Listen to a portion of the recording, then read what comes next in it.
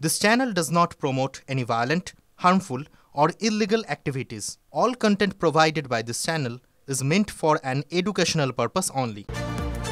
যেভাবে আমরা দেখেছিলাম শিক্ষায় দুর্নীতি, যেভাবে আমরা দেখেছিলাম রেশনে দুর্নীতি, আবাসে দুর্নীতি, ঠিক সেরকম ভাবে স্বাস্থ্যেও দুর্নীতি, স্বাস্থ্যেও ঘুঘুর বাসা রয়েছে। আর সেই বাসা ভাঙতে এই মুহূর্তে বদ্ধপরিকর জুনিয়র চিকিৎসকরা। এবার পুজোর সাজ কাতান হোক বা দক্ষিণী শাড়ি, পুজো মানে প্রিয় গোপাল বিষয়ী কলকাতায় আর জেলায় জেলায়।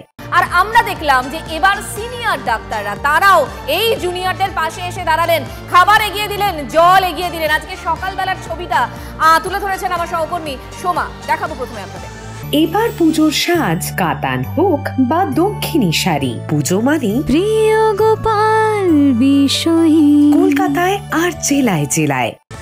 এরা বেশিরভাগই যে বাচ্চা ছেলেমেয়েরা এরা আমাদের স্টুডেন্ট, কিন্তু এরা আমাদের সত্যি কথা সিদ্ধানা উঁচু করে বাঁচতে শিখিয়েছে। যেটা দরকার, এদের পাশে দাঁড়ানো দরকার, এদের এনার্জি বুস্ট করা দরকার। কারণ এখন যেটা চলছে সেটা হচ্ছে আমার যেটা মনে হয় স্নায়ু যুদ্ধ প্রশাসন এবং আমাদের মধ্যে। এরা আমাদের থেকে অনেক বেশি নির্ভীক, সাহসী যোদ্ধা। তাহলেও আমরা থাকলে আশা করি এদের মনোবল এবং কনফিডেন্স আরও বাড়বে। সেই কারণের জন্য আমরা থাকতে পেরে আমরা নিজেদের গর্বিত মনে করছি। শুধু সিনিয়র চিকিৎসক না, সাধারণ মানুষ তারা খাবার, জল সমস্ত কিছু নিয়ে এসে হাজির হচ্ছেন। এটার থেকেই বোঝা যাচ্ছে যে গোটা পশ্চিমবঙ্গের মানুষ এই আন্দোলনের সঙ্গে কতটা একাত্ম হয়ে গেছে। সিনিয়র চিকিৎসকরা আগে থেকেই ডাক্তার দিয়ে রেখেছে যে ওরা সবসময় পাশে আছে, এরাও যেমন ওনাদের পাশে আছে, ওরাও তেমন ওনারাও এদের পাশে আছে। তিলোত্তমা খুনের ন্যায্য বিচারের দাবিতে স্বাস্থ্য ভবনের সামনে জুনিয়র ডাক্তাররা তারা আন্দোলন করছেন, রাতভর তারা আন্দোলন করেছেন।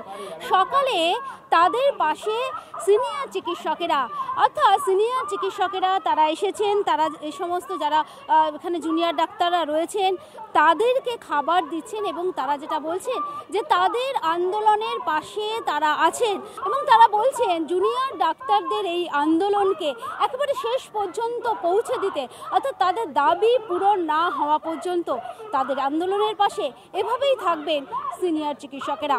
ক্যামেরা কল্যাণ মণ্ডলের সঙ্গে সোমা দাস, TV9 বাংলা, সল্টে।